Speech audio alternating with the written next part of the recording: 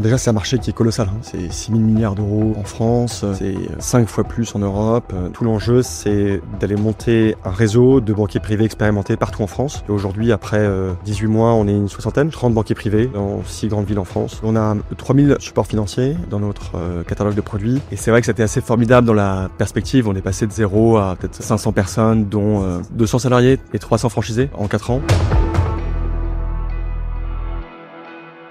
Nous remercions nos partenaires pour cet épisode. Madines, le média de référence sur l'économie de demain. Et BNP Paribas Asset Management, leader mondial de la gestion d'actifs. Engagé en faveur d'investissements responsables, BNP Paribas Asset Management offre une gamme variée d'ETF accessibles sur Shares et Shares Pro pour répondre aux besoins des investisseurs particuliers et conseillers en gestion de patrimoine. On va commencer, Pierre, d'abord par parler de toi, parce que c'est un podcast qui est vraiment autour des fondateurs, autour de l'expérience du fondateur, des entrepreneurs derrière les projets. Donc, tu as un parcours ici assez brillant, assez atypique.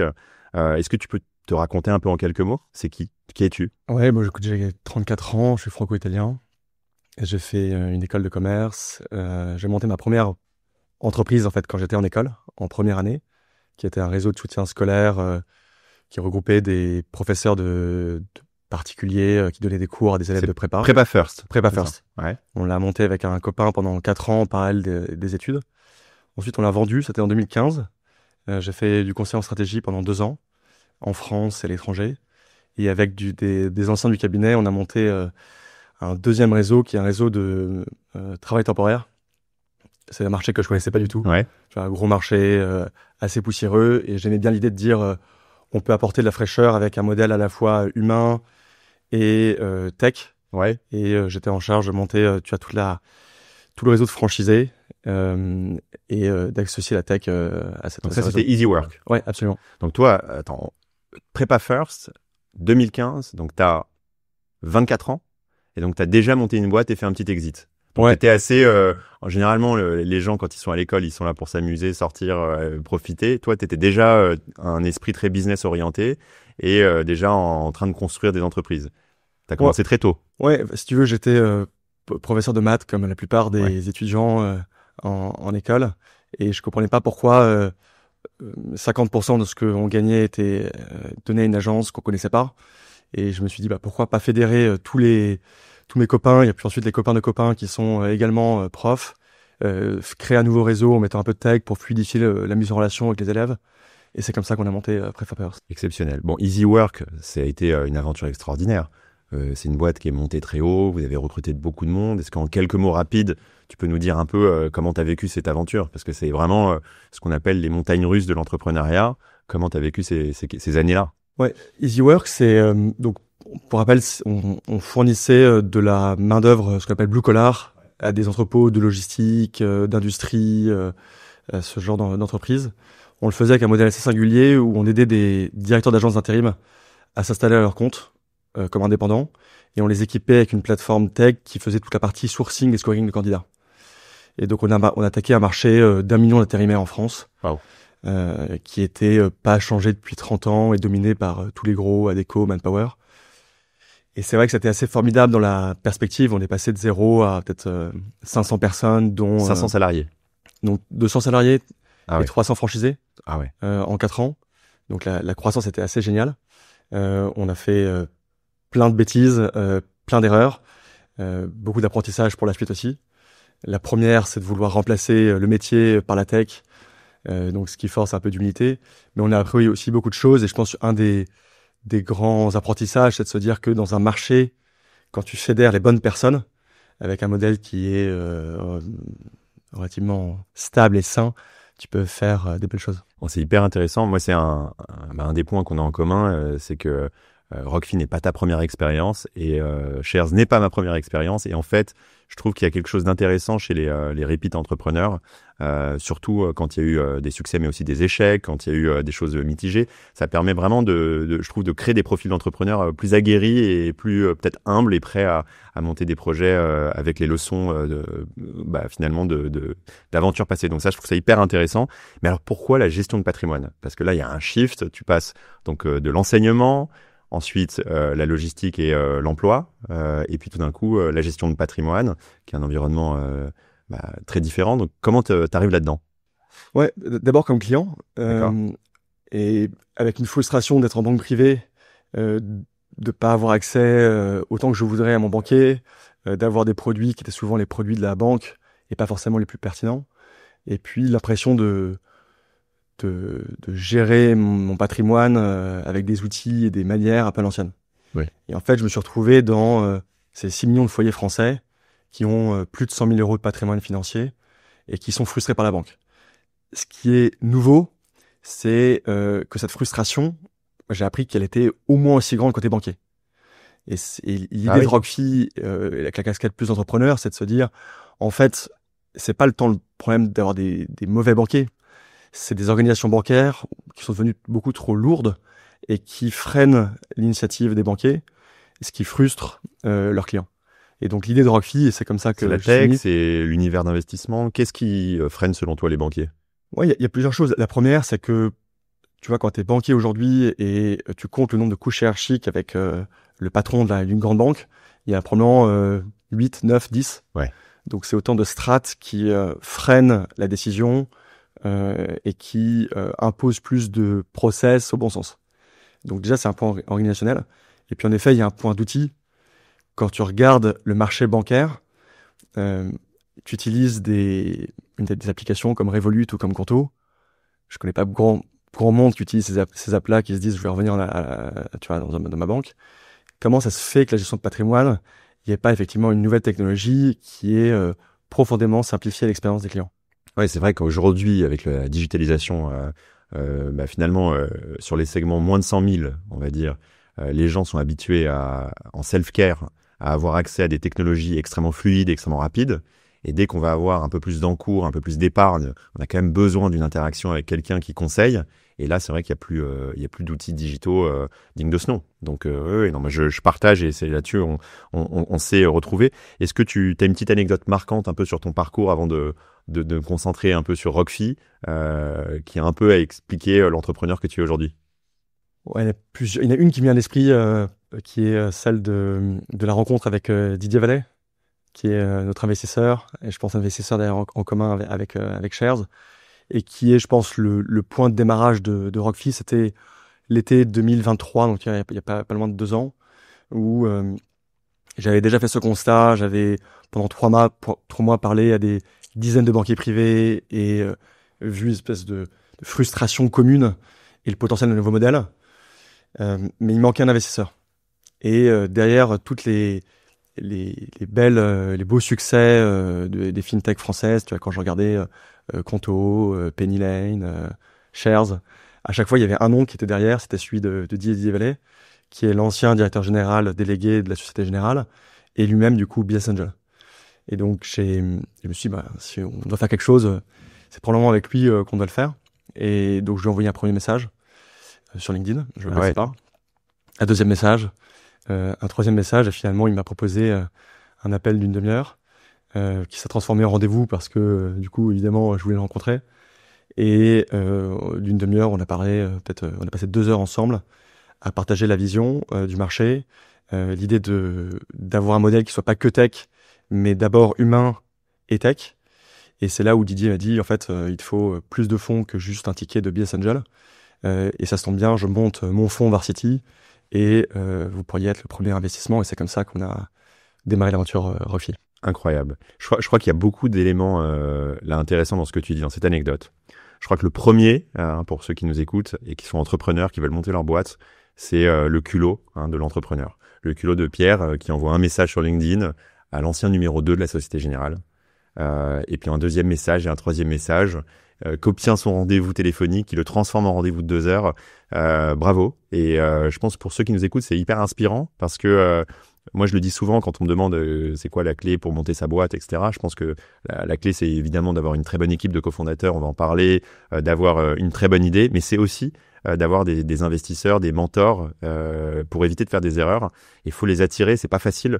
Donc, il faut y aller avec une capacité de convaincre, une détermination, et il faut accepter le refus et aller contre le refus ou, dans le cas présent, il avait peut-être pas répondu au premier message et aujourd'hui, tu l'as transformé en ambassadeur. Donc, bravo. Et puis, le deuxième information, c'est que Didier, c'est vraiment Tony Soprano dans la fintech, quoi. C'est vraiment le parrain, quoi. Il est exceptionnel. Moi, je le salue s'il nous écoute. Effectivement, il accompagne énormément de projets avec beaucoup il donne de son temps, Ouais. il donne de ses conseils, donc c'est très précieux. C'est Didier, depuis cette rencontre, c'était il y a presque 2 ans. On a un point tous les mardis à 11h, et tous les mardis à 11h, on se parle. Et il n'y a pas une fois où ça a été annulé, et si il pouvait pas, ça a été décalé au lendemain, mais il y a une régularité dans le suivi, le conseil avec Didier et plus globalement avec Varsity. Et je pense que, effectivement, Génial. en tant qu'entrepreneur, avoir Indispensable. le soutien de cet investisseur, c'est absolument clé. Super. Écoute, bravo. Alors maintenant, on va parler de Rockfi, parce que du coup, tu te lances dans Rockfi. On comprend que tu as eu une frustration en tant que finalement utilisateur, épargnant. Tu nous parles un peu du marché. Enfin, c'est quoi ton analyse justement du marché et comment tu penses qu'avec Rockfi, tu avais une opportunité de réinventer un peu. Donc, on a parlé des outils, la digitalisation, on a parlé de la frustration du banquier. Qu'est-ce que tu peux ajouter pour expliquer vraiment la genèse de ton analyse de marché qui a donné naissance à Rockfi? Ouais. Bon, déjà, c'est un marché qui est colossal. Tu vois, c'est 6 000 milliards d'euros en France. Wow. C'est 5 fois plus en Europe. Donc, et c'est un marché qui a pratiquement pas été transformé depuis 30 ans, celui de la gestion de patrimoine. Je pense que c'est une entreprise que j'aurais pas pu monter il y a 5 ou 10 ans, parce que, comme beaucoup, je pense, dans une première vague de fintech, on avait l'ambition de remplacer le métier par la tech. La gestion de patrimoine, c'est un marché de confiance. Et la confiance, elle passe par l'humain. Et donc, tu vois, le premier constat fort qu'on a fait chez Rockfi, c'est de dire, on va pas développer une app. On va d'abord s'intéresser aux professionnels de la gestion de patrimoine, qui sont des banquiers privés. Ils sont 50 000 en France. Et on va comprendre quels sont leurs problèmes. Et en libérant le problème des banquiers, en faisant en sorte que, notamment, l'un des sujets le temps passé avec leurs clients, soit beaucoup plus important, on va pouvoir délivrer une meilleure solution pour leurs clients. Donc, s'intéresser aux problèmes des banquiers, résoudre le problème des banquiers pour libérer leur potentiel auprès de leurs clients. Est-ce que vous avez été rencontrer plein de banquiers pour construire votre offre, votre produit, pour les sonder, pour faire, je sais pas, une sorte de mini étude de marché? Comment ça s'est construit, en fait, la définition vraiment de l'offre et du produit? Ouais. On parlait de la rencontre avec Didier et LinkedIn. Ouais. Je suis assez boulimique de LinkedIn. Ouais, Donc, t'as raison. les 3 premiers mois, je pense, de Rockfi, j'étais derrière C'est mon LinkedIn. ordinateur. C'était LinkedIn. Tu vois, je voulais parler à tous les banquiers. Aux banquiers de petites banques, aux banquiers de grandes banques, aux banquiers qui étaient salariés, à ceux qui avaient fait le saut de l'indépendance, ceux qui étaient seuls, ceux qui étaient en réseau. Et j'ai dû parler peut-être à 300 banquiers, tu vois, les premiers mois. J'avais Ça, c'est une 10, deuxième 15 appels. leçon pour ceux qui nous écoutent. Vous voulez monter une boîte, valider votre idée auprès du plus grand nombre sur la cible que vous visez. Là, c'est hyper bien ce que tu racontes et c'est la bonne démarche. Et il y a une chose qui était frappante, c'est que donc 90% des banquiers sont en banque, sont salariés, et il y a une frustration commune, c'est que 80% de leur temps, c'est l'administratif. Alors que ce que veut faire un banquier, et là où il apporte de la valeur à son client, c'est de passer son temps avec les clients. Et il se trouve que la partie administrative, c'est précisément ce que la technologie peut simplifier, automatiser, systématiser, alors que la partie relation client, c'est précisément là où on a besoin d'humain. Et donc le premier élément, c'est de dire, si on inverse ce rapport, on développe une technologie, je pense qu'on y reviendra, qui va libérer le temps des banquiers, et on a des banquiers qui passent du temps avec leurs clients, avec un nouveau modèle organisationnel pour que on aligne les intérêts. Donc Rockfi, c'est une boîte tech. C'est quoi Rockfi? C'est une banque, c'est une boîte tech, c'est un CGP. Enfin voilà, pour ceux qui nous écoutent, qui découvrent, comment tu décris du coup, maintenant que tu es arrivé avec une offre assez mature, ce qu'est Rockfi? Rockfi, c'est un acteur de la gestion de patrimoine qui combine un réseau de banquiers privés expérimentés avec une plateforme technologique qui est propriétaire, qui simplifie l'expérience entre un banquier et son client. Tu vois, je pense que si tu confies les clés d'une entreprise à des banquiers, ils vont recréer une banque. Si tu confies les clés d'une entreprise à des ingénieurs, ils vont recréer une app. Si on arrive à réunir les deux, fédérer les meilleurs banquiers, les meilleurs ingénieurs et créer un modèle où les deux arrivent à porter la valeur ensemble, on peut créer un acteur qui soit pas juste une nouvelle banque, une nouvelle app, mais radicalement le nouvel acteur de la gestion de patrimoine. D'accord. Donc en gros, j'ai envie de te confier un peu d'argent, ou de confier en tout cas à l'un de tes banquiers un peu d'argent.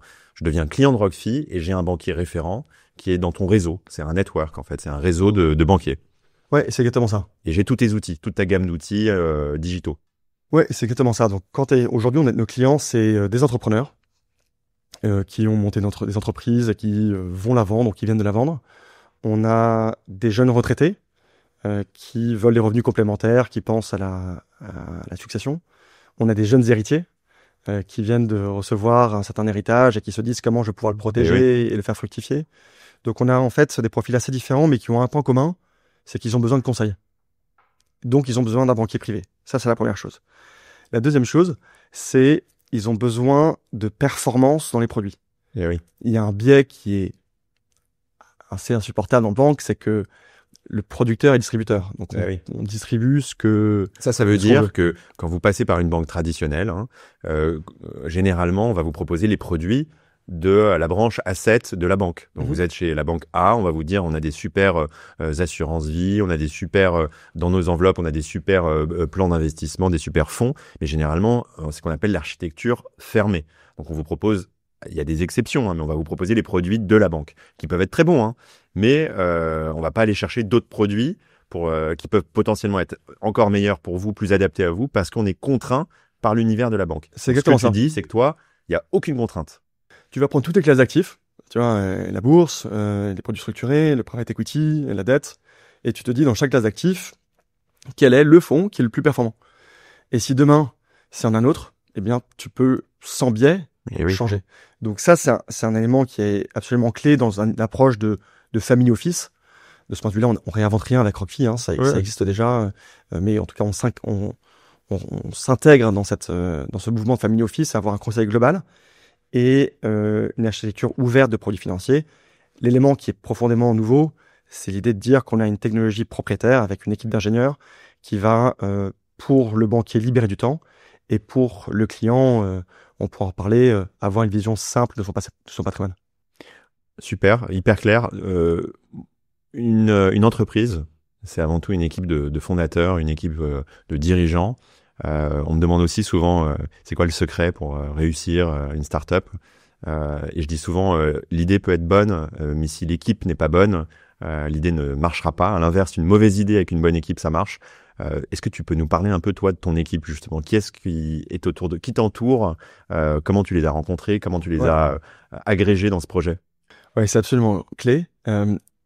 Et si t'as pas échappé, je ne fais pas de la gestion de patrimoine et je suis pas ingénieur en tech. Et le projet, et je pense c'est le rôle d'un fondateur, c'est de fédérer ceux qui savent faire et les talents. Moi, la première chose, c'était de partir du métier. Et donc, on m'a présenté un concurrent direct qui était le patron de la Société Générale Banque Privée. D'accord. Donc, qui gérait 350 banquiers, 50 milliards d'actifs sous gestion. Et le même échange, tu vois, qu'on discutait tout à l'heure, la demi-heure au téléphone qui s'est transformée en 2 heures. Et Stéphane Carl est devenu mon premier associé. Donc, l'un ancien patron de banque privée. Et puis, j'ai eu de la chance de, quelques jours plus tard, être présenté à son homologue qui dirigeait tout le segment gestion privée d'HSBC, qui est aussi une très belle institution, plusieurs milliards d'actifs sous gestion et plusieurs dizaines de banquiers privés partout en France.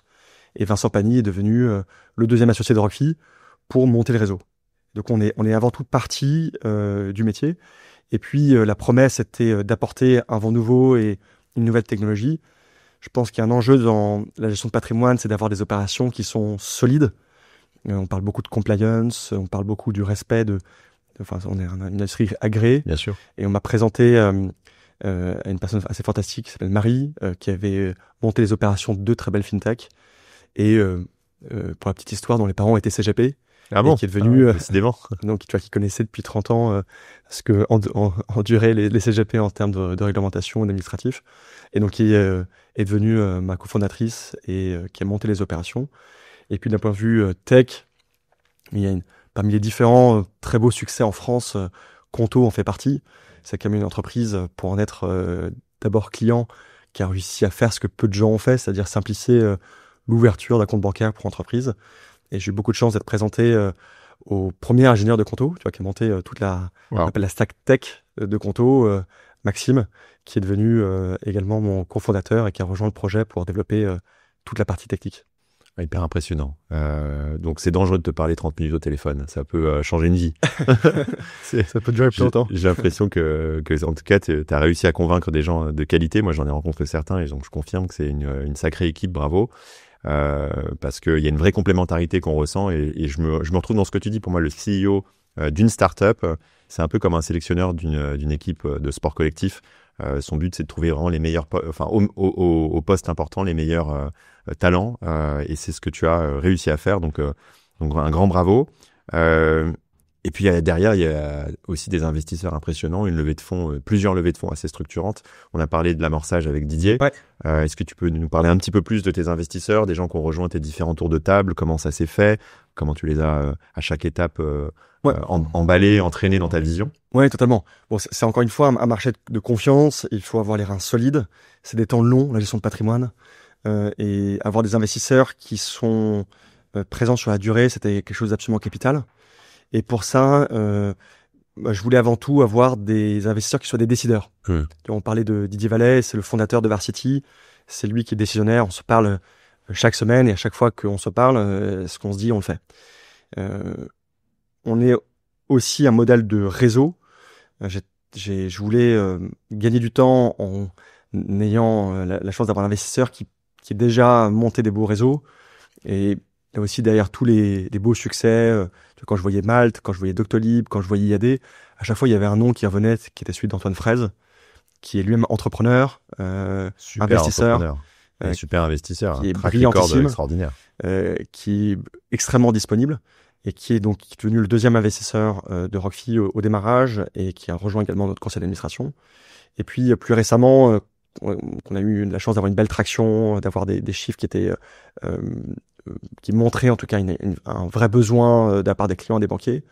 Et donc, c'est la phase classique d'accélération d'une série A où tu lèves davantage pour pouvoir dupliquer le modèle un peu partout en France. 18 millions d'euros en série A.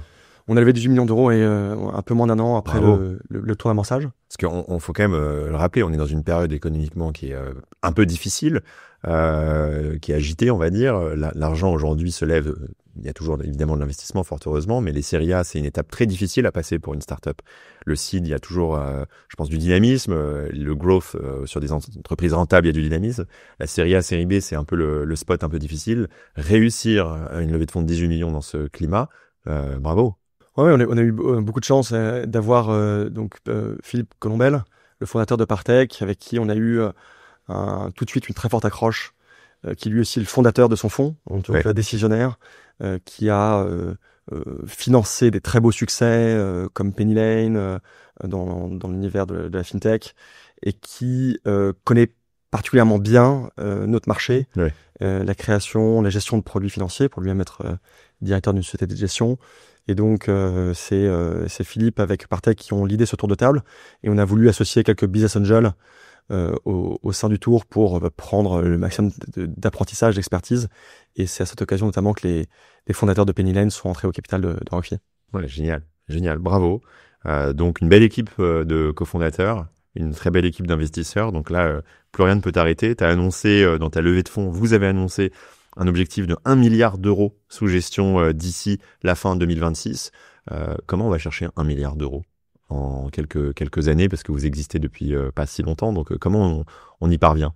Ouais. Bon, déjà, pourquoi 1 milliard? Parce que c'est un peu un seuil magique en gestion de patrimoine. Ça correspond à notre seuil de rentabilité et du seuil à partir duquel tu peux aller négocier une offre, des services encore plus avantageux pour tes clients. Comment tu arrives à 1 milliard? Il faut les bonnes personnes, encore une fois, tu peux pas le faire tout seul. Et donc, tout l'enjeu, c'est d'aller monter un réseau de banquiers privés expérimentés partout en France. Aujourd'hui, après 18 mois, on est une soixantaine chez Rockfi, 30 banquiers privés dans 6 grandes villes en France, et 30 profils plutôt ingénieurs et start-up dans notre siège à Paris et certains aussi en France. Et comment on veut? On veut tripler la taille de l'équipe d'ici à 2026. Donc, on va recruter 60 ingénieurs, 60 banquiers privés d'abord, une trentaine d'ingénieurs ensuite, pour fortement croître notre réseau et accélérer nos outils technologiques pour nos clients. Hyper intéressant. Dans l'offre financière, pour les gens un peu plus techniques qui nous écoutent, dans l'offre financière aujourd'hui classiquement mise en avant par les banquiers du réseau Rockfi, alors je comprends qu'il y a une grande liberté. Il y a quand même pas mal d'indépendance parce que parce que c'est justement ça l'objectif, c'est de leur donner un peu plus de souplesse. Mais classiquement, un petit peu, qu'est-ce qui est préconisé? Voilà, un client qui arrive auprès d'un des banquiers du réseau. C'est quoi un peu la recommandation qui est faite en termes à la fois d'enveloppe, mais aussi surtout de produits? Ouais, c'est exactement ça. Il y a deux sujets. Il y a les enveloppes fiscales et les classes d'actifs. Et ces deux sujets qu'on peut confondre, mais qui en fait sont radicalement différentes. Les enveloppes fiscales, on parle beaucoup d'assurance vie, de PEA, de PER, de compte titres, shares. C'est finalement des réceptacles ou des enveloppes fiscales qu'on choisit fonction des contenants. Des contenants en fait. Et donc en fonction de si tu veux plutôt préparer une succession, si tu es plutôt sur un investissement à long terme, ou est-ce que tu détiens, tu vas choisir plutôt l'un ou l'autre. Je pense que la vraie différence, elle se fait sur les classes d'actifs. Donc c'est quels sont les supports que tu vas sélectionner pour ton client. Et une des classes d'actifs qui est sous-valorisée aujourd'hui quand tu regardes les différents foyers français, c'est le private equity. Tu vois, c'est tout ce qu'on appelle le non-coté, que ce soit des titres en direct, via des fonds de fonds. C'est 1% des actifs des foyers en France. Aux États-Unis, c'est jusqu'à 30%. Ah oui. Et donc, c'est probablement là, pour donner un exemple concret, où on peut apporter de la performance et de la nouveauté à nos clients en allant sélectionner pour eux les meilleurs fonds de private equity avec des performances qui sont solides. Encore une fois, pour les foyers, pour les clients qui sont éligibles ou qui sont sensibles à ce genre de catégorie. Et c'est un des bons exemples. D'accord, donc vous proposez pas mal de private equity, vous avez accès, vous, via votre réseau, vous avez négocié des accès à des fonds de private equity. C'est juste. Que vous avez sélectionné. Donc il y a un travail quand même dans l'offre financière chez Rockfi pour aller sélectionner justement les meilleurs fonds de private equity et les rendre finalement, les démocratiser, les rendre accessibles à votre clientèle. Ouais, c'est juste. Aujourd'hui, on a 3000 supports financiers dans notre catalogue de produits. On a 30 partenaires avec des accords cadres. Il y a des discussions pour avoir accès à des fonds auxquels le particulier, tout à chacun ne peut pas avoir accès. Sur le private equity en particulier, on travaille avec Goldman Sachs, avec Morgan Stanley. Ça me dit quelque chose, ouais. Que tu dois connaître, et qu'on peut d'ailleurs, il me semble, sélectionner via Shares. On travaille avec des acteurs comme Tikeo sur la dette privée. Donc il y a effectivement toute une sélection de produits haut de gamme, performants, qu'on veut rendre accessibles à nos clients. D'accord. Donc du private equity, j'imagine qu'il y a aussi d'autres gammes de produits. Est-ce que tu veux en dire un mot peut-être ? Ouais, je pense qu'il y a une deuxième catégorie qui est pertinente en ce moment où on a des marchés qui sont dans une zone de turbulence, qui sont les produits structurés, qui apportent l'avantage d'apporter une forme de visibilité sur la garantie capital et ou la performance future. Et donc effectivement, aujourd'hui, on a beaucoup de demandes sur les produits structurés, ça doit représenter 20% de nos actifs en moyenne. Pour des clients justement qui ne savent pas forcément comment réagir par rapport au marché actuel, néanmoins qui veulent faire travailler leur patrimoine et qui structurent avec nous des produits sur mesure pour répondre à leurs besoins. D'accord, hyper intéressant. Donc vous avez une offre assez large en fait, somme toute, en produits et qui s'adapte, j'imagine, au profil de l'investisseur, de l'épargnant. Ouais, c'est ça, exactement. Et juste pour revenir sur les banquiers du réseau, donc en fait, ce sont des gens qui quittent en fait des institutions après un certain nombre d'années d'expérience et qui rejoignent en fait et qui font le chemin de l'indépendance et de la liberté pour rejoindre Rockfi. Et du coup, est-ce qu'ils ont une qualité spéciale à avoir pour travailler chez Rockfi? Est-ce qu'ils doivent être par exemple CIF, conseiller en investissement financier, ou est-ce que c'est Rockfi qui est régulé? Comment ça se décompose? Oui, absolument. Donc c'est des professionnels de la gestion de patrimoine. Tu vois, les banquiers chez Rockfi ont 20 ans d'expérience en moyenne. D'accord. Et effectivement, ils sont tous agréés auprès de l'AMF, ils sont tous conseillers en investissement financier, effectivement, CIF. Je pense que la principale qualité, c'est de vouloir et aimer passer du temps avec leurs clients. D'accord.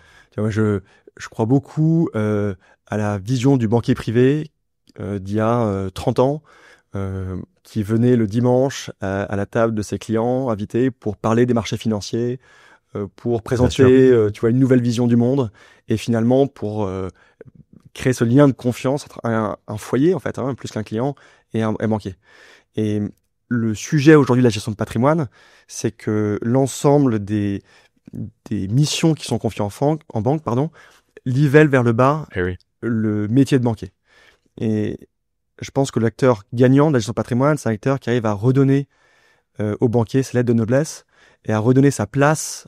Tu vois, comme tu as ton médecin de famille, tu as ton banquier de famille à tes côtés pour t'aider à naviguer dans les marchés financiers et plus globalement dans ton patrimoine. Alors, on va faire un exercice. Voilà, je suis banquier privé depuis 20 ans. J'ai une très belle clientèle et j'hésite à me lancer chez Rockfi. Je te rencontre. Qu'est-ce que tu me dis? Tu as 20 secondes. Voilà. Qu'est-ce que tu me dis pour me convaincre de tout abandonner pour te rejoindre? La première question que je pose toujours, c'est qu'est-ce qui te plaît dans ton métier? La clientèle. La clientèle. Et la deuxième question que je pose souvent, c'est qu'est-ce que tu fais dans ton métier? Si les deux réponses sont les mêmes, j'ai pas grand-chose à apporter en fait. Et on aura une bonne discussion, mais ça s'arrêtera là.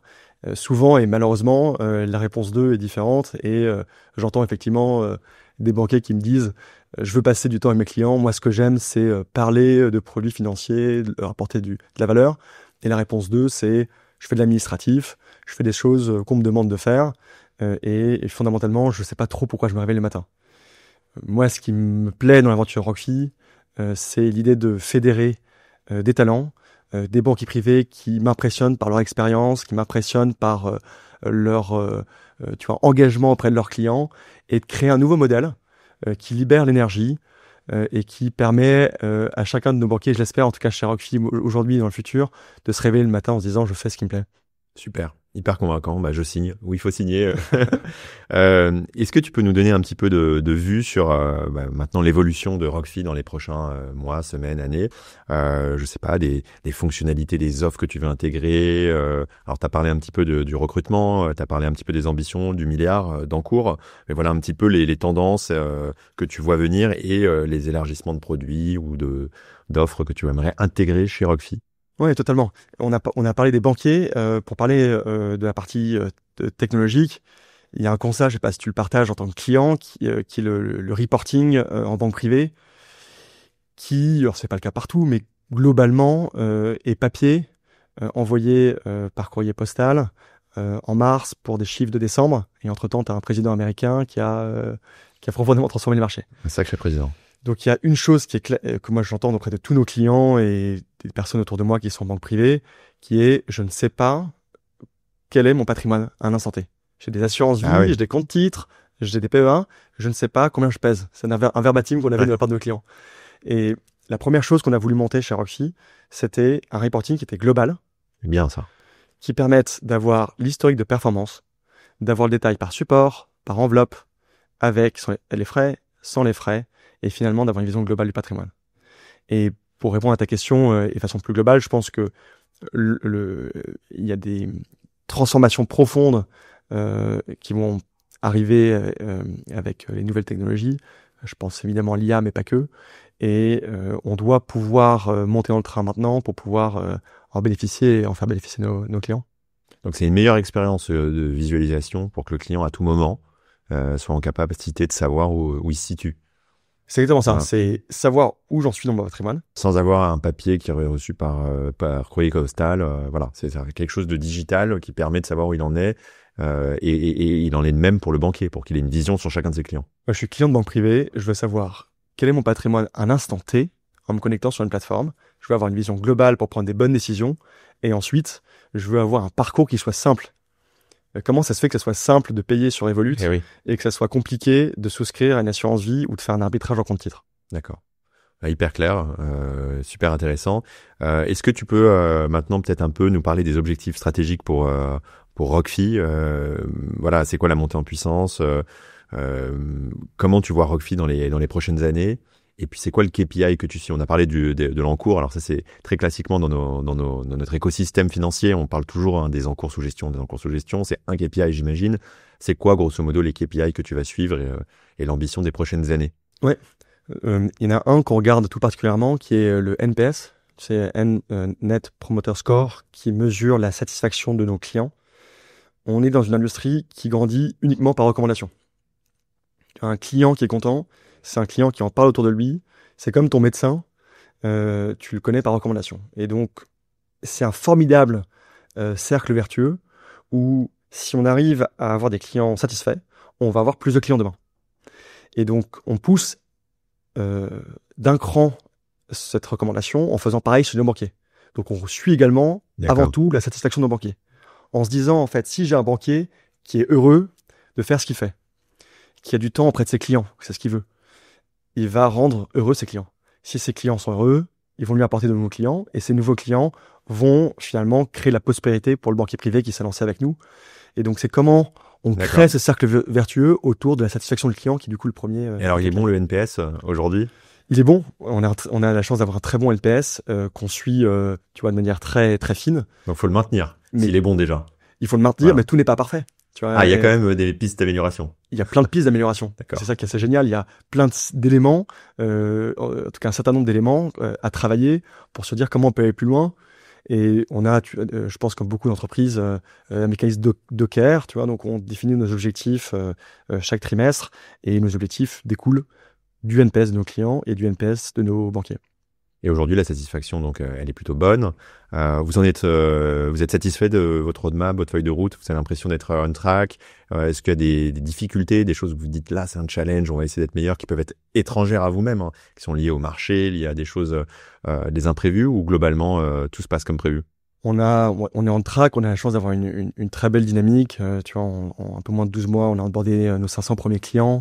On a une croissance à 2 chiffres chaque mois et on sent qu'on résout un vrai problème. Et en même temps, on le disait juste avant, on est toujours frustré comme entrepreneur. Bien sûr. On a toujours envie que ça aille plus vite. On a toujours envie de résoudre davantage de problèmes. Je pense qu'il y a un timing qui est assez clé dans la gestion de patrimoine, où les 5 prochaines années, les cartes vont être profondément transformées, enfin rebattues, parce que on a d'un côté des organisations bancaires qui deviennent trop lourdes, donc il faut un nouveau modèle. Et d'un autre côté, on a un transfert d'actifs sans précédent d'une génération d'après-guerre à leurs enfants et petits-enfants. Et donc, les 5 prochaines années, c'est probablement le moment, depuis des dizaines d'années, dans lesquels on peut profondément rebattre les cartes de la gestion de patrimoine et créer un nouveau leader. Et donc, on a envie de prendre cette place. Et Rockfi, est-ce que c'est un modèle qui est scalable? Est-ce que demain, pas tout de suite évidemment, mais est-ce que demain, c'est un modèle qui peut être exporté à l'international? Tu parlais d'IAD, IAD se sont exportés dans un certain nombre de pays, dans l'immobilier. Est-ce qu'aujourd'hui, vous avez un peu déjà en track sur votre feuille de route d'aller chercher un potentiel à l'international dans des étapes futures? Oui, je pense qu'il y a un potentiel qui est colossal déjà en Europe et puis au-delà de l'Europe. Quand tu regardes les pays anglo-saxons, les modèles similaires aux nôtres de gestion de patrimoine indépendante, c'est 30% de part de marché. Ah oui. En France, c'est moins de 10%. Donc, et ça a doublé en 2-3 ans. Donc, il y a un mouvement de rattrapage phénoménal en Europe qui est en train d'avoir lieu de modèles de gestion de patrimoine indépendant. Tu regardes au UK, St. James, qui est un modèle similaire à celui qu'on est en train de développer, c'est 150 milliards d'actifs sous gestion. C'est x5 en 10 ans. Donc, et en Europe, il n'y a pas encore d'acteurs qui combinent un réseau d'indépendants et une nouvelle technologie. Et donc, il y a... Oui, parce qu'on voit beaucoup en France de la concentration, mais plutôt sous le format de la consolidation. Ouais. Plus que de l'indépendance. Et du coup, on a des CGPI, donc des conseillers en gestion de patrimoine indépendants, qui vont se regrouper sous des entités plus grosses. Et c'est un premier mouvement qui est intéressant. On a reçu ici récemment Benoît de Lombard de chez Cristal Laplace. Donc ça, c'est un modèle. Mais effectivement, le modèle du réseau, finalement, que tu constitues, qui préserve l'indépendance, mais en même temps qui donne des nouveaux outils que individuellement chaque conseiller en gestion de patrimoine ne pourrait pas se permettre de développer. Ouais. C'est un modèle qui a aussi énormément de potentiel. Ouais, il y a des réseaux effectivement d'indépendants qui fonctionnent très bien. Et je pense qu'ils ont un vrai atout, c'est d'apporter une architecture ouverte de produits financiers, de le faire dans une dynamique très forte, effectivement aussi de consolidation du marché. Il y a une nouvelle, je pense, génération d'acteurs qui doit intégrer une partie tech. Et si on arrive à combiner les deux, effectivement, il y a quelque chose assez beau à faire. Peut-être un mot sur comment on peut en fait rassembler les deux. Moi, je crois à la recommandation. Je crois plus qu'à ça d'ailleurs. Oui, bien sûr. Je pense que tu gagnes tellement plus de temps quand tu te fais recommander à une personne. Tu passes plus de temps à faire des entretiens, tu passes du temps à échanger. Et pour répondre à ton sujet sur la scalabilité, on a voulu un réseau qui est d'ailleurs une équipe au sens large qui coïncide que par recommandation. Et donc on a un modèle où nos banquiers ont leur portefeuille de clients qui gèrent de manière indépendante, comme ils le souhaitent et comme ils savent le faire, mais aussi nos banquiers qui sont les prescripteurs des prochains banquiers. Et donc aujourd'hui, on veut massivement recruter, d'abord en France, après en Europe, des banquiers privés. Et c'est par nos banquiers qu'on souhaite identifier les banquiers de demain. Alors, on fait un appel à ceux qui nous écoutent, tous les banquiers privés qui écoutent ce podcast, qui écoutent cette vidéo, vous pouvez contacter Pierre Marin de Rockfi. 30 minutes, un petit coup de fil de 30 minutes. Un petit LinkedIn, et je serais heureux de... Voilà, on verra sur quoi ça peut aboutir, peut-être une transformation professionnelle pour vous. Mais non, je pense que c'est important et je pense qu'il y a pas beaucoup de gens qui font ce que tu fais aujourd'hui, qui offrent aux banquiers privés cette reconversion et cette prise d'indépendance, qui s'accompagne par une vraie aventure entrepreneuriale, mais un peu sécurisée par un cadre et des technologies que tu développes. Donc, je trouve ça hyper intéressant. Moi, je suis un grand fan. Peut-être quelques mots, on arrive à la fin un peu de ce podcast, quelques mots sur notre rencontre. Je pense que il y a une vraie complémentarité, c'est ça que je trouve chouette. Nous, Shares, on est une plateforme technologique qui édite des enveloppes titres et on sera dans les prochains mois peut-être amené à faire des choses ensemble et donc ça va être assez intéressant. Tu veux peut-être en dire quelque chose? Oui, absolument. Je pense qu'il y a une place à prendre dans l'expérience des clients par rapport à leurs différentes enveloppes en assurance vie et en compte titre. Aujourd'hui, les comptes titres, c'est plus de 30% des allocations de l'actif de nos clients. C'est là où nos clients placent leur private equity, leurs produits structurés qu'on en parlait. Et il y a un besoin de simplifier massivement l'expérience. Ce qui est assez formidable avec Shares, c'est pour ça que moi, en tant d'abord que client et ensuite partenaire via Rockfi, je suis heureux d'utiliser Shares, c'est que on a une expérience qui est enfin simple. Encore une fois, moi, je me pose toujours la question pourquoi c'est facile de payer sur Revolut et pourquoi ce serait pas aussi facile d'ouvrir un compte titre, de rapatrier son PEA ou de faire un arbitrage sur une action en bourse parce que les marchés ont dégringolé et qu'il y a une opportunité, comme c'était le cas il y a quelques jours. Bien sûr. Et je pense que ce que vous avez réussi à faire avec Shares, c'est de simplifier cette expérience, d'abord pour les clients et ensuite pour leurs gestionnaires. Et donc, c'est une des raisons, effectivement, qui est pour laquelle on est heureux de travailler avec vous. Non, et puis pareil que Rockfi, on est une boîte tech avec pas mal d'évolutions à venir et on sera content d'en reparler à cette occasion. Merci beaucoup Pierre pour cet échange. Moi je trouve que l'aventure Rockfi est passionnante. Je pense qu'on pourrait en faire un épisode de 2 heures. Malheureusement, on est contraint par le temps. Est-ce que tu as envie de conclure, peut-être nous dire quelques informations importantes, où te retrouver, où retrouver Rockfi, selon le cas, si on est un potentiel investisseur, si on est un banquier, voilà les informations clés pour pouvoir reprendre la conversation avec toi en dehors de ce podcast. Avec grand plaisir. Si on a un banquier LinkedIn, si on a un client, notre site internet. C'est la question que je pose à chaque fois que je parle à un potentiel client, tu vois, que ce soit un proche ou autre, je pose la question est-ce qu'il est content avec son banquier privé? S'il n'est pas content avec son banquier privé, je suis heureux de lui présenter à mon banquier. S'il est content avec son banquier privé, ça m'intéresse de le rencontrer. Je vais te faire une réponse à la Macron. Je suis assez content j'ai plusieurs banquiers. Mais je serais ravi de rencontrer un banquier de chez Rockfi pour challenger justement, pour voir l'expérience. C'est vrai, en plus, on l'a jamais fait, donc je serais ravi à titre perso de vivre l'expérience. Donc, avec grand plaisir. Le site internet? Donc, rockfi.fr. Rockfi.fr. Absolument. Le nom Rockfi, ça vient d'où? C'est l'univers, tu vois, de belles maisons comme BlackRock, Blackstone, Rockefeller, qui sont des institutions qui ont profondément transformé leur catégorie. Et FI comme finance. Et FI comme finance. Bravo. Merci Pierre. Merci beaucoup Benjamin.